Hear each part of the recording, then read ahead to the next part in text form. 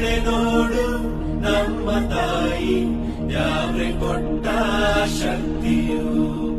ಊರಿಗೆಲ್ಲ ಕಾವಲಾಗಿ ನಮ್ಮನೆಲ್ಲ ಹೊರೆಬಳು ಅನ್ನ ನೀಡಿ ಸಲಹು ತಾಯಿ ಕೈಯ ಹಿಡಿದು ನಡೆಸೋ ದೇವಿ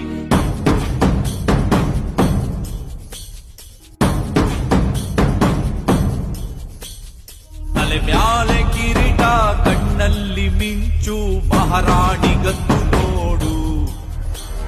ಕತ್ತಿಯ ತೆಗೆದು ಸಿಡಿದೆದ್ದು ನಿಂತರೆ ದುಷ್ಟರ ಸಂಹಾರ